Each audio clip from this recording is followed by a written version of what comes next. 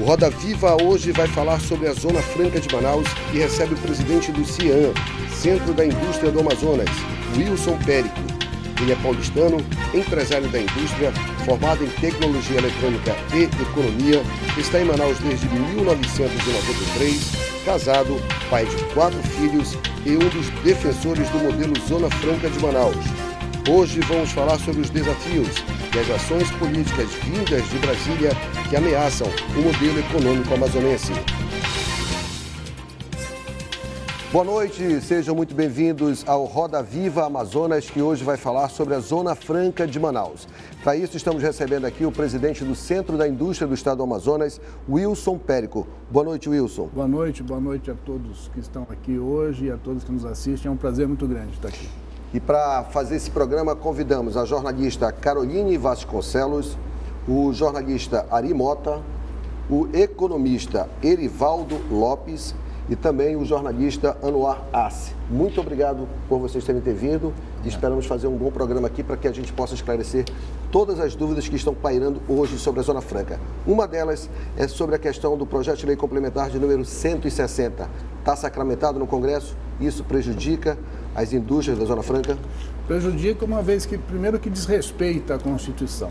Quando a gente fala de um projeto de lei como esse, e é a mesma coisa que você ser pego sonegando imposto de renda e a Receita Federal, ao invés de fazer o que ela faz conosco, que é cobrar o que você deixou de pagar e ainda multar, o governo federal viu pelo Supremo Federal que os incentivos fiscais estavam sendo oferecidos pelos outros estados são inconstitucionais, mas ele falou assim, olha, você está errado, você está cometendo um crime, mas eu vou te dar 15 anos, você continua fazendo desse jeito e depois de 15 anos nós vamos ver o que vai acontecer. Então, traz riscos, principalmente ao segmento de informática, que nós temos aqui hoje em crescente atividade, e isso é o que traz insegurança jurídica que pode afastar esses investimentos aqui. Wilson, muito se fala em crise na Zona Franca de Manaus. Fica parecendo que a Zona Franca é formada por números e não por pessoas. A FIAN tem números reais das demissões no início desse ano? Caroline, a crise não é da Zona Franca de Manaus. A crise é do país e afeta em muito a Zona Franca de Manaus, porque tudo que nós produzimos aqui, nós produzimos para atender o mercado interno. O polo industrial gerou, em dezembro de 2015, 127 mil empregos. E hoje geramos 83 mil empregos.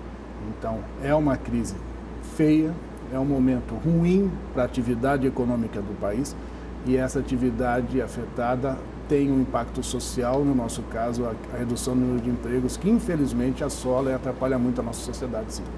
Presidente, boa noite. Voltando a esse assunto dessa medida 160, a Zona Franca não pode esperar 15 anos para que isso seja resolvido. O que se precisa fazer de fato para resolver esse problema? Aí, nós passamos pelo terceiro momento socioeconômico do nosso Estado, para responder a sua pergunta. Lá atrás tivemos o extrativismo, ninguém à época se preocupou em desenvolver outras matrizes econômicas, nem buscar novas tecnologias para aquilo que nós fazíamos. Findou que, ao final da Segunda Guerra, a demanda por borracha caiu, o nosso Estado ficou à míngua.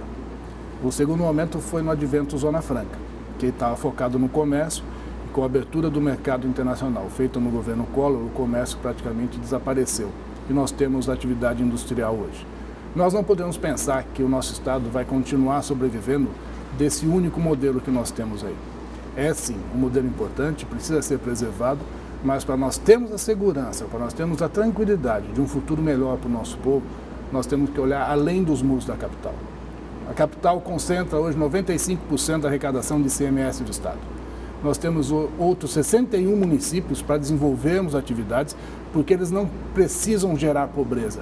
Eles têm potencialidades, já estão mapeadas, ter vontade política para desenvolver as atividades, levar a geração de emprego, renda e riqueza para esses municípios e tirar o Estado da dependência que tem hoje de Manaus e tirar o Estado da situação de refém, como somos hoje de Brasília, por conta do modelo Zona Franca. Périco, ainda na esteira dessa pergunta relacionada à sanção do presidente Temer, né, que convalidou esses incentivos que podem afetar a Zona Franca de Manaus, o senhor acha que a gestão, a atuação da bancada amazonense foi falha, juntamente com a atuação do governo do Estado? Anuar, o que eu falo e eu penso é o seguinte: Essas pessoas estão lá e foram colocadas na posição que estão como representantes do nosso Estado, foram eleitas pelo nosso povo. Ou seja, o interesse dessas pessoas tem que ser o interesse do nosso Estado. Isso tem que estar acima do interesse político-partidário e em cima dos interesses pessoais deles. O que nós assistimos, infelizmente, foram parlamentares do nosso Estado votando junto com o governo federal, uma coisa que nos afeta e muito, uma coisa que é ilegal.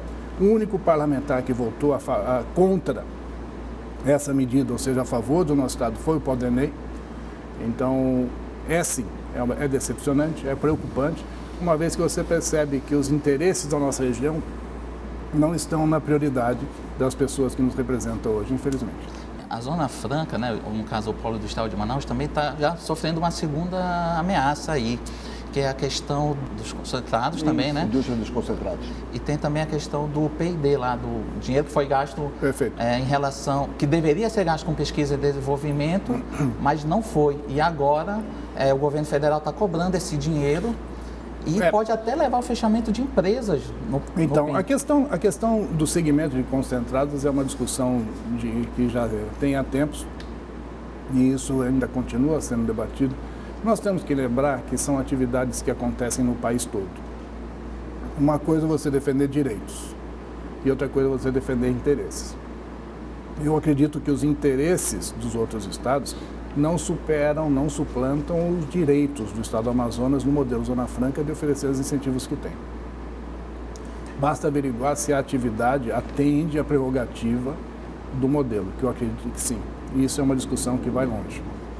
A questão do P&D, a questão do P&D, houve uma mudança na regra no ano passado e não se pode exigir que as empresas que aplicam em P&D desde 2006, 2007 sejam penalizadas por conta de uma mudança que aconteceu no ano passado. A regra anterior a essa tem que ser respeitada e depois disso que a regra passe a valer. Wilson, ainda sobre o decreto 160, considerando que esse decreto não tivesse sido convalidado, por exemplo, ele não tivesse sido assinado, não tivesse nada a ver com a Zona Franca, ainda assim a Zona Franca já estaria num grande risco.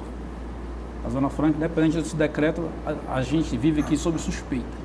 A gente nunca sabe o que vai acontecer no dia de amanhã por conta de uma insegurança jurídica muito grande. Nós tínhamos, algum tempo atrás, 127 mil empregos. Passamos até depois 100, depois 88, agora nós temos 83 mil empregos. Considerando com a convalidação desse decreto que o Temer assinou contra a Zona Franca, você considera que esses 83 mil estão muito mais ameaçados, assim, numa cadeia, no tempo sim, de médio e longo prazo? Como é que fica isso? Não vai acontecer do investimento ir embora amanhã. Mas uma empresa que tenha uma unidade instalada aqui e uma unidade instalada no Sudeste, principalmente para a indústria de informática, se isso prevalecer, essa atividade deve normalmente ser transferida para onde o resultado é melhor. Essa unidade do Sudeste tem uma questão logística muito melhor que a nossa. O tempo de atendimento ao mercado consumidor, a proximidade, faz com que esse tempo seja muito menor. Então, a tendência é que isso aconteça assim. Agora, existe uma instabilidade jurídica, sim, porque essa decisão está sendo questionada. Então, nós temos que agora buscar as ferramentas jurídicas, as figuras que de direito podem questionar o Supremo, então são entidades de representação nacional, então as confederações, partidos políticos ou o próprio governo do Estado, para tentar resgatar aquilo que nós entendemos ser o direito. Mais uma vez, essa convalidação, da forma como ela foi feita, é uma aberração, é uma vergonha, é uma medida tomada por um governo podre, que fez isso para se manter no governo, atendeu o interesse de parlamentares de outros estados e governadores de outros estados para ter o apoio dentro do Congresso Nacional e vendeu o estado do Amazonas. E é por isso que a gente se decepciona com o posicionamento de alguns parlamentares do nosso estado. Indo de contra a Constituição, né? Contra a Constituição, totalmente contra a Constituição. Mas vocês têm esperança na briga jurídica? Vocês têm esperança, vocês da indústria? Eu sou uma pessoa naturalmente otimista. E eu não me permito jogar a toalha. Porque nós já tivemos embates nessa questão da jurídica no STF por conta de outras leis que prejudicaram a Zona Franca e nós saímos vitoriosos. Nessa, vocês também estão com essa esperança? Nós temos sim. Eu acho que as ferramentas jurídicas que nós temos para defender o nosso direito, elas são bastante fortes. Só não podemos saber qual é o tempo que o Supremo vai despender para... A OMC pode ser nosso aliado? Organização Mundial do Comércio? A OMC, não com relação à convalidação, mas a decisão da OMC de arguir contra o Brasil, por conta dos incentivos que ele oferece a alguns segmentos, pode sim nos favorecer, porque um dos segmentos questionado pela OMC é o segmento de informática, que é o único, nesse caso, que nos afeta, que nós temos o direito de ter aqui em atividade.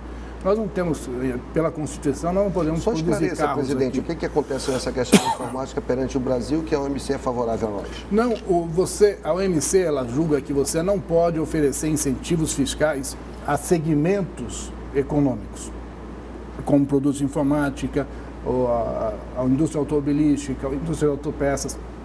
Você pode, sim, oferecer incentivos para uma questão de desenvolvimento regional, como é o caso do modelo Zona Franca.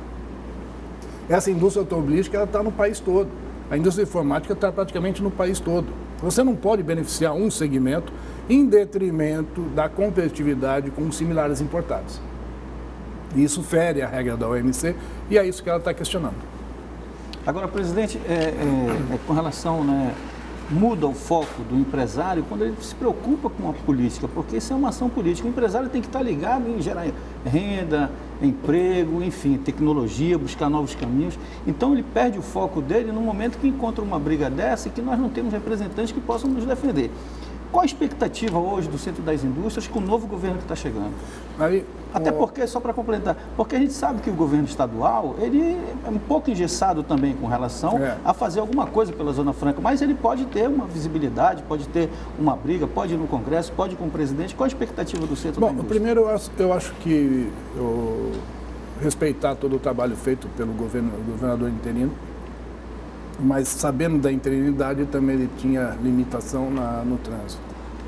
Na hora que você tem um novo governo eleito, ele tem por obrigação cumprir com o papel, como eu falei, que é defender os direitos da nossa região, primeiro. Essa questão da insegurança e o papel da iniciativa privada na interação com o poder público, no nosso país nada se define e nada se decide dentro da tecnicidade.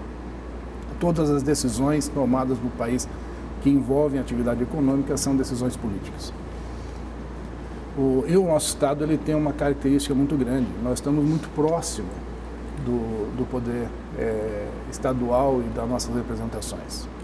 Nós trombamos com os nossos deputados, com os nossos senadores, com o nosso governador, praticamente todos os dias aqui na nossa cidade.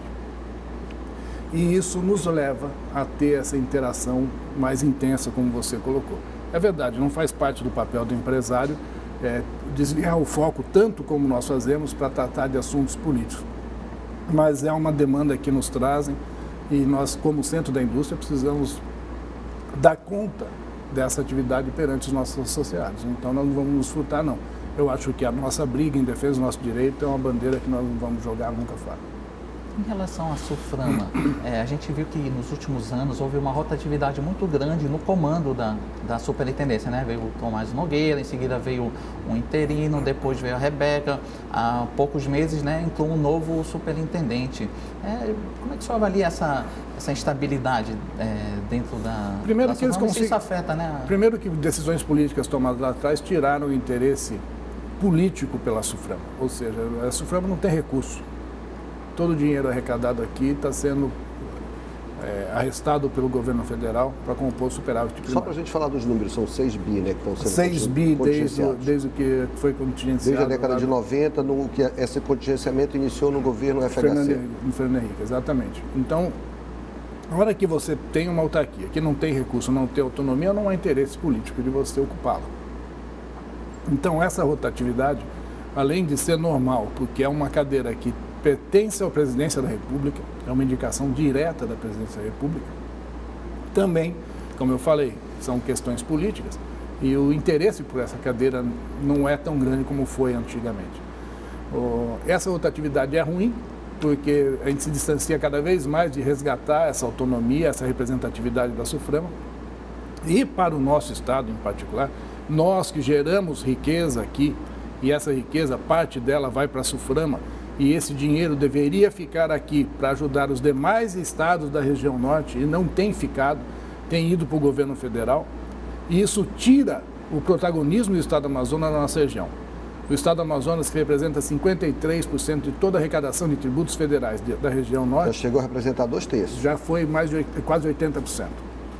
Nós perdemos o direito que nós tínhamos de entregar à região norte recursos para resolvermos nossas questões de infraestrutura e atrairmos a todos esses estados acobertados pela autarquia, pela SUFRAMA, investimentos para geração de riqueza e renda. Então, é sim uma temeridade, porque você acaba tirando da SUFRAMA tanto a representatividade que ela poderia ter, como o papel de agente desenvolvimentista, que também é prerrogativa, seria prerrogativa, e você traz a SUFRAMA como um órgão puramente regulador. Eu entendo, Wilson, essa pergunta que o Anuan colocou muito bem aí com relação à SUFRAMA, que a gente percebe que a SUFRAMA deixou de ser aquela autarquia, né? Ou seja, a autarquia é quem tem independência, ela não tem independência, não tem autonomia financeira, né? Ela arrecada as taxas, a gente vê que as indústrias, além dos tributos que recolhe, ainda recolhe as taxas TSA para a SUFRAMA, que fica no governo federal, nem na SUFRAMA não fica aqui. Então, isso avolumou de tal forma que contingenciou de 6 bilhões e estrangulou, isso que você está falando, a participação do Amazonas no desenvolvimento da região junto com esses estados, junto com esses estados da região, para brigar politicamente por todos nós. Exatamente. Uma forma que o governo federal encontrou de contingenciar, amarrou a SUFRAMA e os outros estados, por consequência, porque não tem apelo ou parceria, não compartilha com esse TSA, com a SUFRAMA, né? Isso tem um peso muito grande. Né? Wilson, vou pedir para que você possa responder a pergunta do Erivaldo no próximo bloco, porque a gente precisa fazer um intervalo. Lembrando que a gente está falando sobre Zona Franca de Manaus e está recebendo aqui o presidente do Centro da Indústria do Estado do Amazonas, Wilson Périco. Vamos para o nosso primeiro intervalo e voltamos já.